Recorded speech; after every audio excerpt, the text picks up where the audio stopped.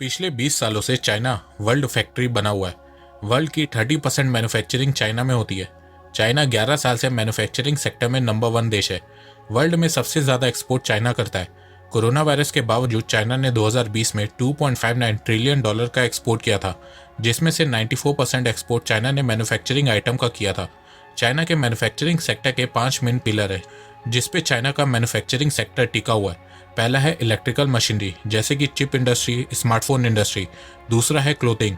तीसरा है automobile sector. चौथा है फर्नीचर लाइटनिंग और पांचवा है बैग्स एंड एसेसरीज।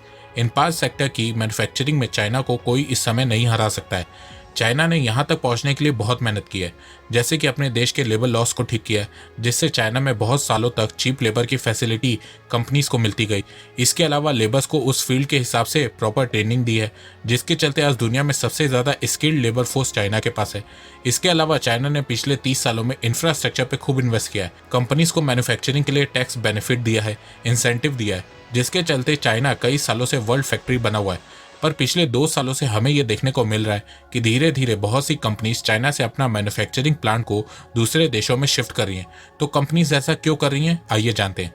तो नमस्कार दोस्तों, स्वागत करते हैं आपका चार्जिंग पॉइंट हिंदी में। दोस्तों, आज के इस वीडियो में हम जानेंगे कि चाइना से इंटरनेशनल कंपनीज क्यों अपना मैन्युफैक्चरिंग प्लांट शिफ्ट कर रही हैं। तो जुड़े रहिए आप इस वीडियो के साथ। दोस्तों, मैं ऐसे ही एजुकेशनल टॉपिक पे बात करता हूँ, तो अगर आपको मेरा काम पसंद आता है तो अब आप मुझे सपोर्ट कर सकते हैं पेट्रियन और यूट्यूब में ज्वाइन बटन के थ्रू। और अब आप मुझे फेसबुक, इंस्टाग्राम, ट्विटर में भी फॉलो कर सकते हैं और मेरी वीडियोस को वहाँ पे भी शेयर कर सकते हैं।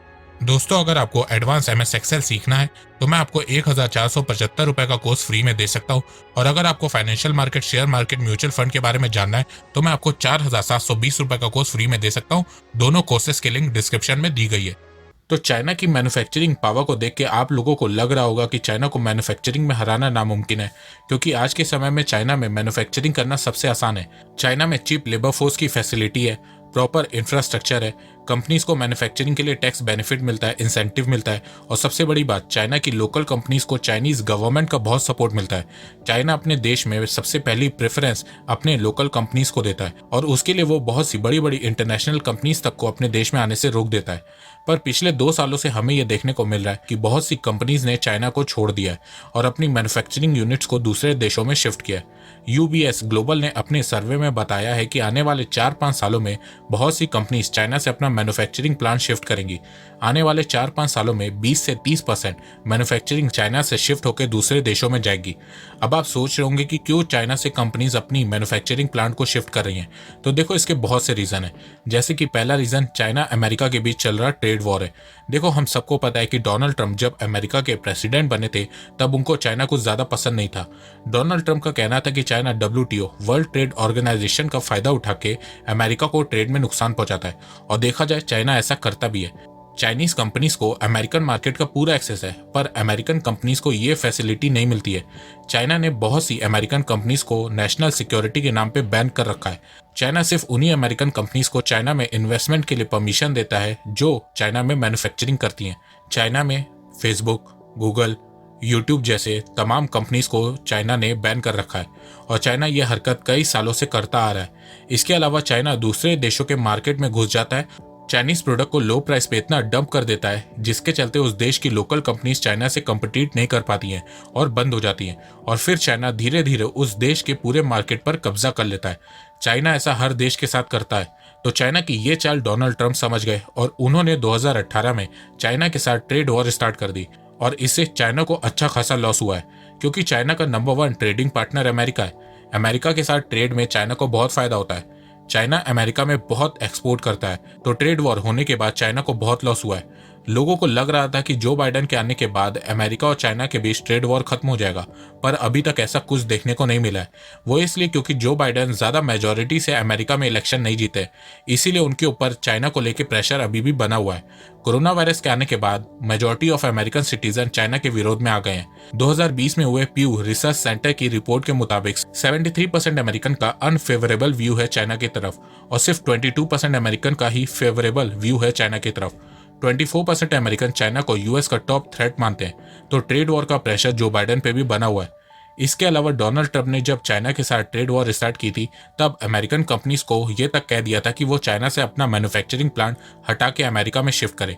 इसके अलावा डोनाल्ड ट्रंप ने बहुत सी चाइनीज कंपनी तक को अमेरिका में बैन कर दिया था, तो इसका इम्पैक्ट भी चाइना में देखने को मिला। गार्टनर सर्वे के मुताबिक अब तक 33% अमेरिकन कंपनीज चाइना को छोड़ के मैक्सिको, वियतनाम, इंडोनेशिया, भारत और साउथ ईस्ट एशियन कंट्रीज में चली गई हैं।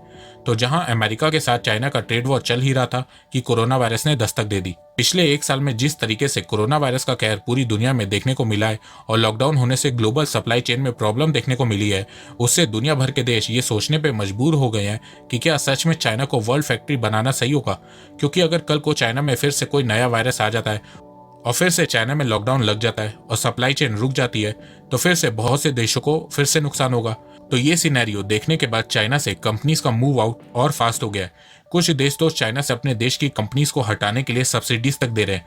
जैसे कि जापानीज गवर्नमेंट ने अपने देश की कंपनीज को कहा है कि वो चाइना से अपना मैन्युफैक्चरिंग प्लांट शिफ्ट करे और उसके लिए जापानीज गवर्नमेंट उनकी मदद करेगी और उन कंपनीज को सब्सिडीज देगी।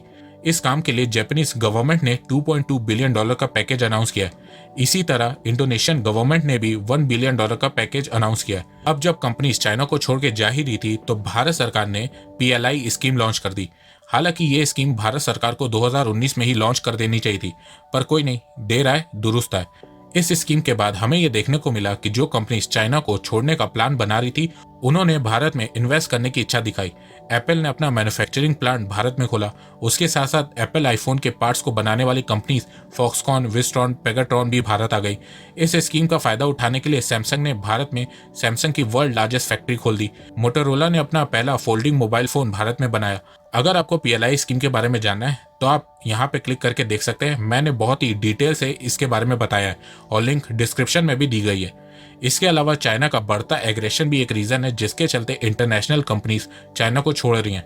जिस तरह चाइना साउथ चाइना सी, लद्दाख और ग्लोबल लेवल पे अपनी डोमिनेंस को बढ़ाने में लगा हुआ है, इसके चलते बहुत से देश उसके अगेंस्ट हो गए हैं और इसका रिजल्ट चाइनीज कंपनीज भुगत रही हैं। जिस तरीके से ग्लोबल लेवल पे हुआवे का बाइकआउट देखने को मिला है, उससे एक बात साफ समझ में आ रही है कि फ्यूचर में कोरोना के खत्म होने के बाद चाइना की बहुत सी कंपनीज को बहुत से देश बैन करने वाले हैं। ये सब चीजें जल्दी जल्दी नहीं होंगी, आराम से होंगी। जिस तरीके से चाइना नेशनल सिक्योरिटी का हवाला देता है इंटरनेशनल कंपनीज को चाइना में बैन करने के लिए, अब सेम वैसा बहुत से देश चाइनीज कंपनीज के साथ करेंगे। इसके अलावा चाइना में बढ़ती लेबर कॉस्ट भी इसका एक रीजन है। जहां चाइना में लेबर कॉस्ट $27.50 पर डे है, वहीं भारत में लेबर कॉस्ट $4.86 पर डे है। मैक्सिको में $5.10 पर डे है। फिलीपींस में $5.50 पर डे है। वियतनाम में $6.70 है। इंडोनेशिया में $8.60 पर डे है। चाइना में लेबर कॉस्ट के बढ़ जाने से प्रोडक्ट की प्राइस भी बढ़ रही है, तो इस रीजन के चलते भी कंपनीज अपना मैन्युफैक्चरिंग प्लांट चाइना से उन देशों में शिफ्ट कर रही हैं जहां पे लेबर कॉस्ट कम है। तो अब आप सोच रहे होंगे कि इस चीज को रोकने के लिए चाइनीज गवर्नमेंट क्या कर रही है। तो देखो, ये बात अब चाइनीज गवर्नमेंट ने भी मान ली है कि आने वाले 4-5 सालों में बहुत सी इंटरनेशनल कंपनीज अपना मैन्युफैक्चरिंग प्लांट चाइना से शिफ्ट करेंगी। तो इस सिचुएशन से चाइनीज इकोनॉमी को बचाने के लिए चाइनीज गवर्नमेंट ने अगस्त 2020 में डुअल सर्कुलेशन स्ट्रेटेजी अनाउंस किया है। इस स्ट्रेटेजी के तहत 2021 से लेकर 2025 तक चाइना अपनी डोमेस्टिक मार्केट पे ज्यादा फोकस करेगा। चाइना अपने लोगों की इनकम बढ़ाने पे फोकस करेगा जिससे चाइना का डोमेस्टिक मार्केट बढ़ सके और उनकी डोमेस्टिक कंपनीज ग्रो कर सके। चाइना का मानना है कि उनका मार्केट खुद ही इतना बड़ा है कि उन्हें कुछ सालों तक किसी और देश की मार्केट की जरूरत नहीं है, और अगर चाइना अपना डोमेस्टिक मार्केट पे फोकस करेगा तो इससे चाइना की इकोनॉमी और तेजी से ग्रो करेगी। चाइना इस स्ट्रेटेजी से अपने देश की डोमेस्टिक कंपनी को ग्लोबल लेवल की कंपनीज बनाना चाहता है कि अगर कल को चाइना से सभी देश की कंपनीज चली भी जाए तो उनकी जगह चाइना की डोमेस्टिक कंपनी ले सके और इससे चाइना की इकोनॉमी पे ज्यादा इफेक्ट ना हो। अब चाइना की ये पॉलिसी कितना काम करेगी ये तो आने वाले 4-5 सालों में ही पता चलेगा, पर इतना तो यकीन है कि आने वाले 4-5 सालों में बहुत सी इंटरनेशनल कंपनीज चाइना को छोड़ के जाने वाली हैं और इसका फायदा बहुत से देश उठाने वाले हैं। तो दोस्तों, मुझे लगता है कि अब आपको सब समझ में आ गया होगा। तो अगर आपको ये वीडियो पसंद आए तो आप इस वीडियो को लाइक कीजिए, और अब आप मुझे सपोर्ट भी कर सकते हैं पेट्रियन और यूट्यूब में ज्वाइन बटन के थ्रू। एक बात मैं कहना चाहता हूँ, आप जितनी मेरी वीडियोस को शेयर करेंगे उतनी ही रीच मेरी बढ़ेगी और उतने ही लोग मेरे से जुड़ेंगे। तो वीडियो को शेयर करना, चैनल को सब्सक्राइब करना बिल्कुल भी मत भूलिएगा। मैं ऐसे ही एजुकेशनल वीडियोस लाता रहूंगा आप लोगों के लिए। तो अभी तक के लिए बस इतना ही। धन्यवाद। जय हिंद, जय भारत।